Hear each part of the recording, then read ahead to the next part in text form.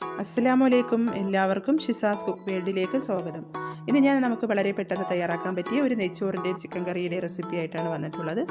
വളരെ പെട്ടെന്ന് നമുക്ക് തയ്യാറാക്കി എടുക്കാൻ പറ്റും. അപ്പോൾ അതെങ്ങനെയാണ് തയ്യാറാക്കുന്നത് നോക്കാം. അതിനായിട്ട് കുറച്ച് ഇൻഗ്രീഡിയൻസ് ആണ് ഇവിടെ എടുത്ത് വെച്ചിരിക്കുന്നത്. ചിക്കൻ കറിയാണ് ആദ്യം തയ്യാറാക്കുന്നത്. അപ്പോൾ അതെങ്ങനെയാണ് തയ്യാറാക്കുന്നത് നമുക്ക് നോക്കാം. അതിനായിട്ട് നേരെ വീഡിയോയിലോട്ട് പോകാം. അതിനായിട്ട് ആദ്യമായിട്ട് ഞാനിവിടെ ഒരു ഉരുളിയാണ് എടുത്ത് വെച്ചിട്ടുള്ളത്. ഒരു അലുമിനിയം ഉരുളിയാണ് എടുത്തിട്ടുള്ളത്. അതിനുശേഷം ഒരു 2 ടേബിൾ സ്പൂൺ വെളിച്ചെണ്ണ ഒഴിച്ചു കൊടുക്കാം. അതിനുശേഷം ഒരു 1/2 ടേബിൾ സ്പൂൺ ഉലുവ ഇട്ട് കൊടുക്കാം. കുറച്ച് കറിവേപ്പില ഇട്ട് കൊടുത്തതിന് ശേഷം 4 മീഡിയം സവാളയാണ് കട്ട് ചെയ്ത് വെച്ചിരിക്കുന്നത്, അതിട്ട് കൊടുക്കാം. അതൊന്ന് ജസ്റ്റ് നമുക്ക് വഴറ്റിയെടുക്കാം.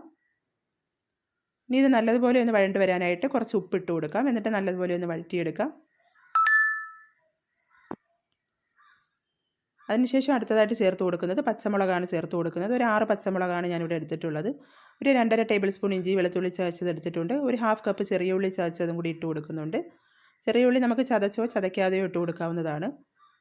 ഇനി ഇതെല്ലാം കൂടി ഒന്ന് നല്ലതുപോലെ മീഡിയം ഫ്ലെയിമിലിട്ടൊന്ന് വഴറ്റിയെടുക്കാം. ഇപ്പോൾ ഒരുവിധമൊക്കെ ഒന്ന് വഴണ്ട് വന്നിട്ടുണ്ട് ഇവിടെ. ഇനി ഇതിലോട്ട് നമുക്ക് മസാലകളാണ് ചേർത്ത് കൊടുക്കാനുള്ളത്. ഒരു 1/2 ടേബിൾ സ്പൂൺ മഞ്ഞൾപ്പൊടി ചേർത്ത് കൊടുക്കാം. ഒരു 2 ടേബിൾ സ്പൂൺ സാദാ മുളക് പൊടിയും 1 ടേബിൾ സ്പൂൺ കാശ്മീരി മുളക് പൊടിയും ചേർത്ത് കൊടുക്കാം. അടുത്തതായിട്ട് ചേർത്ത് കൊടുക്കുന്നത് മല്ലിപ്പൊടിയാണ് ചേർത്ത് കൊടുക്കുന്നത്. ഒരു 3 ടേബിൾ സ്പൂൺ മല്ലിപ്പൊടിയും കൂടി ചേർത്ത് കൊടുക്കാം.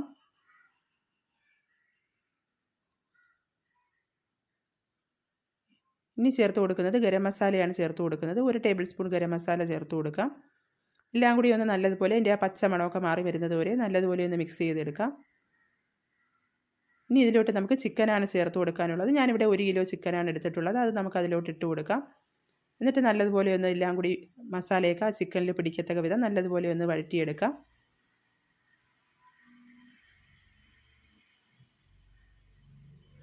മസാലയൊക്കെ നല്ലതുപോലെ ആ ചിക്കനിലൊന്ന് ഇളക്കി കൊടുക്കണം. ഇനി ഇതിലോട്ട് പോരാത്തതിന് ആവശ്യത്തിന് ഉപ്പ് ചേർത്ത് കൊടുക്കാം.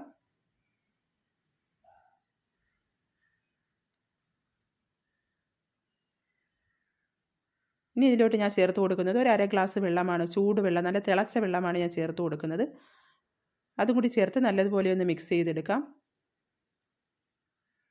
അതിനുശേഷം ഒരു 2 ചെറിയ തക്കാളിയാണ് കട്ട് ചെയ്ത് വെച്ചിട്ടുള്ളത്, അതിട്ട് കൊടുക്കാം. എല്ലാം കൂടി നല്ലതുപോലെ ഒന്ന് മിക്സ് ചെയ്യാം.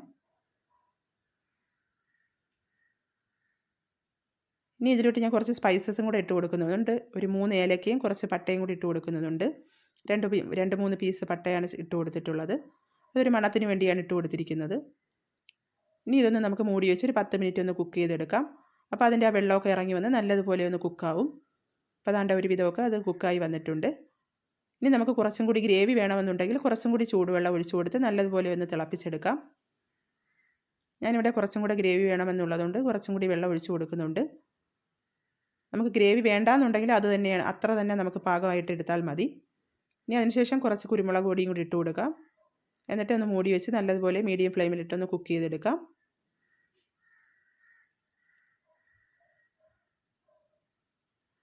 ഇപ്പോൾ ഒരുവിധമൊക്കെ നമ്മുടെ ചിക്കൻ കറി ഇവിടെ റെഡിയായി വന്നിട്ടുണ്ട്. ഇനി അവസാനമായിട്ട് കുറച്ച് മല്ലിയിലയും കൂടി ഇട്ട് കൊടുക്കാം.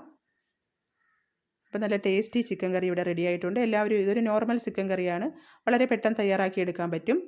അപ്പോൾ എല്ലാവരും ഈ ചിക്കൻ കറി ഒന്ന് ട്രൈ ചെയ്ത് നോക്കണം. എല്ലാവർക്കും ഇഷ്ടപ്പെടും, പെട്ടെന്ന് തന്നെ തയ്യാറാക്കി എടുക്കാനും പറ്റും.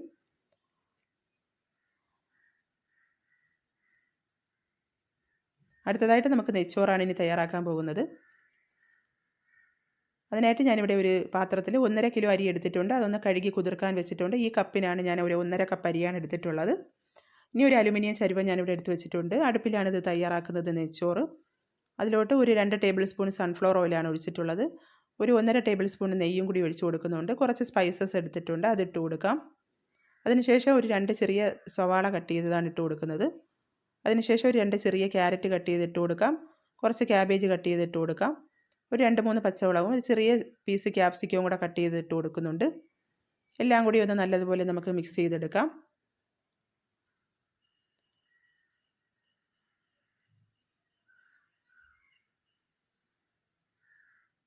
ഇനി ഇതിലോട്ട് ഞാൻ ചേർത്ത് കൊടുക്കുന്നത് വെള്ളമാണ് ചേർത്ത് കൊടുക്കുന്നത്. നമ്മൾ എടുത്ത അരിയുടെ ഇരട്ടി വെള്ളമാണ് നമുക്ക് ചേർത്ത് കൊടുക്കാനുള്ളത്. 1.5 കപ്പ് അരിക്ക് ഞാനൊരു 3 കപ്പ് വെള്ളമാണ് ഇവിടെ ചേർത്ത് കൊടുക്കുന്നത് ഈ കപ്പിന്. അതിനുശേഷം ആവശ്യത്തിന് ഉപ്പിട്ട് കൊടുക്കാം. ഇനി നമുക്ക് മൂടി വെച്ച് ഇത് തിളച്ച് വരുന്നത് വരെ വെയിറ്റ് ചെയ്യാം. ഇപ്പോൾ ഒരുവിധം ഇവിടെ തിളച്ച് വന്നിട്ടുണ്ട്. ഇനി നമുക്ക് കഴുകി വെച്ചിരിക്കുന്ന അരി ഇട്ട് കൊടുക്കാം അതിലോട്ട്.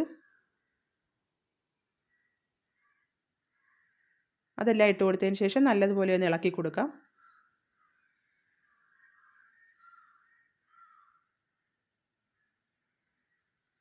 ഇനി ഞാനിവിടെ ഈ ചോറിലോട്ട് ഇടാനായിട്ട് കുറച്ച് നമുക്ക് ഉള്ളി വറുത്തെടുക്കാനുണ്ട്. അതിനായിട്ട് കുറച്ച് സൺഫ്ലവർ ഓയിലാണ് ഒരു പാനിൽ എടുക്കുന്നത്. അതിലോട്ടൊരു 2 സവാള ഞാൻ കട്ട് ചെയ്തെടുത്തിട്ടുണ്ട്. അതൊന്ന് നമുക്ക് ഇട്ട് വറുത്തൊന്നെടുക്കാം.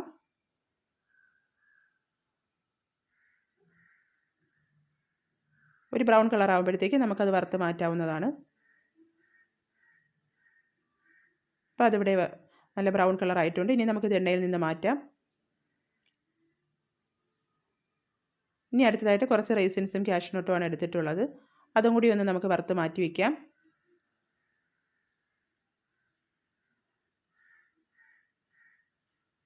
അപ്പോൾ അതെല്ലാം ഇവിടെ വറുത്തെടുത്ത് വെച്ചിട്ടുണ്ട്. ഇപ്പം നമ്മുടെ ചോറൊക്കെ ഒരുവിധം ഒന്ന് കുക്കായി വന്നിട്ടുണ്ട്. ഇനി കുറച്ചും കൂടി ഒന്ന് വെള്ളം വറ്റാനുണ്ട്. ഇനി ഒരു മീഡിയം ഫ്ലെയിമിലിട്ട് വേണം ഇത് തയ്യാറാക്കി എടുക്കാനായിട്ട്. അപ്പം നമ്മുടെ ചോറൊക്കെ ഇവിടെ ഒരുവിധം റെഡിയായി വന്നിട്ടുണ്ട്. വെള്ളമെല്ലാം വറ്റി നല്ല പാകമായി വന്നിട്ടുണ്ട്. ഇനി നമുക്ക് ലാസ്റ്റായിട്ട് ഇതിലോട്ട് കുറച്ച് നെയ്യാണ് ഒഴിച്ചു കൊടുക്കുന്നത്. നെയ്യ് ഒഴിച്ചു കൊടുത്തതിന് ശേഷം നമുക്ക് വറുത്ത് വെച്ചിരിക്കുന്ന ഉള്ളിയും കാഷ്യൂനട്ടും റൈസിൻസൊക്കെ ഇട്ട് കൊടുക്കാം. അതിനുശേഷം കുറച്ച് മല്ലിയിലയും കൂടെ ഇട്ട് കൊടുക്കാം.